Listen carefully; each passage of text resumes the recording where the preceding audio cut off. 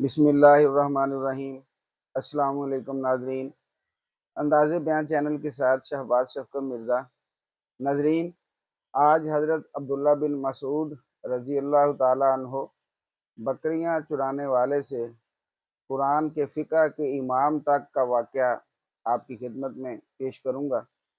وہ روزانہ صبح سویرے پاؤں پھوٹتے ہی بکریوں کا ریوڑ لے کر مکہ مکرمہ کے سنگلاخ پہاڑوں اور ویران گھاٹیوں کی طرف نکل جاتے۔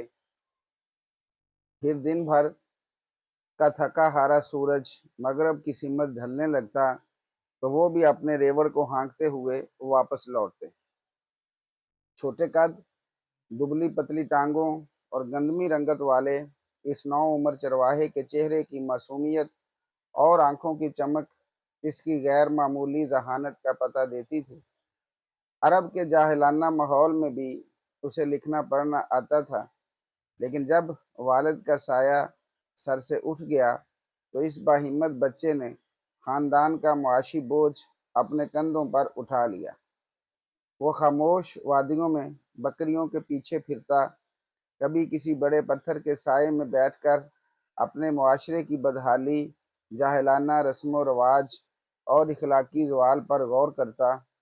وہ ان حالات کو پسند نہیں کرتا تھا اور دل ہی دل میں تبدیلی کا خواہاں تھا، مگر اسے معلوم نہ تھا کہ یہ تبدیلی کیسے آئے گی۔ پھر ایک دن اس نے دیکھا کہ دو نورانی اور باوقار چہرے والے بزرگ اس کی طرف آ رہے ہیں۔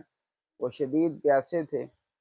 ان میں سے ایک نے فرمایا، اے لڑکے، کیا ہمیں کسی بکری کا دودھ پلا سکتے ہو؟ نو عمر چرواہے نے فوراً جواب دیا، میں ان بکریوں کا مالک نہیں، صرف چرواہا ہوں۔ مالک کی اجازت کے بغیر دودھ دینا امانت میں خیانت ہوگی۔ یہ جواب سن کر دونوں بزرگوں کے چہروں پر مسکراہٹ آ گئی۔ پھر فرمایا، کیا کوئی ایسی بکری ہے جو دودھ دینے کے قابل نہ ہو؟ لڑکے نے ایک کمزور بکری کی طرف اشارہ کیا۔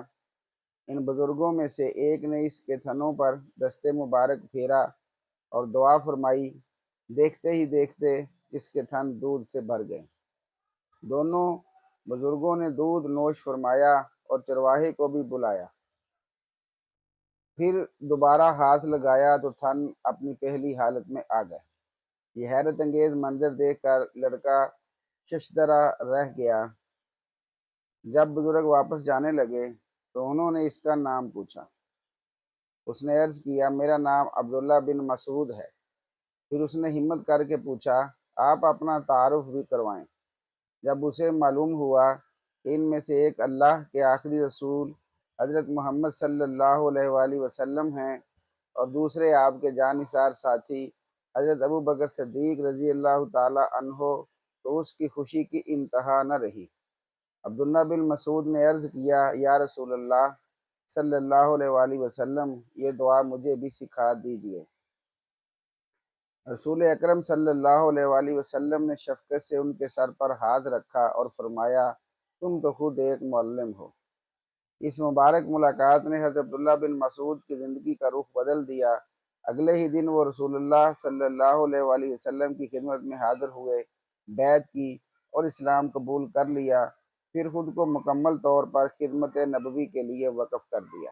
دنیا نے دیکھا کہ مشرکوں کی بکریاں چرانے والا یہ نوجوان قرآن، فقہ اور علم میں امت کا امام بن گیا۔ ایک مرتبہ رسول اللہ صلی اللہ علیہ وسلم نے حضرت عبداللہ بن مسعود کو مسواک لانے کے لیے درخت پر چڑھنے کا حکم دیا۔ جب وہ اوپر چڑھے تو ہوا کے باعث ان کی پتلی پنڈلیاں نظر آ گئیں۔ بعض صحابہ مسکرا دیے۔ رسول اللہ صلی اللہ علیہ وآلہ وسلم نے فرمایا، تمہیں کس بات پر ہنسی آ رہی ہے؟ صحابہ نے عرض کیا، یا رسول اللہ صلی اللہ علیہ وسلم، ان کی پتلی ٹانگیں دیکھ کر۔ آپ صلی اللہ علیہ وسلم نے فرمایا، میرا میزان اعمال میں یہ احد پہاڑ سے بھی زیادہ وزنی ہوں گی۔ غزوہ بدر میں جب ابو جہل زخمی ہو کر زمین پر پڑا تھا تو حضرت عبداللہ بن مسعود نے اسے تلاش کرتے ہوئے وہاں پہنچے۔ انہوں نے اس کے سینہ پر قدم رکھا اور فرمایا، اے ہے اللہ کے دشمن، آج اللہ نے تجھے ذلیل و رسوا کر دیا۔ ابو جہل نے پوچھا فتح کس کی ہوئی؟ حضرت عبداللہ بن مسعود نے فرمایا اللہ اور اس کے رسول کی۔ پھر انہوں نے اس کا سر کاٹ کر رسول اللہ صلی اللہ علیہ وسلم کے سامنے پیش کر دیا۔ آپ نے فرمایا یہ اس امت کا فرعون ہے۔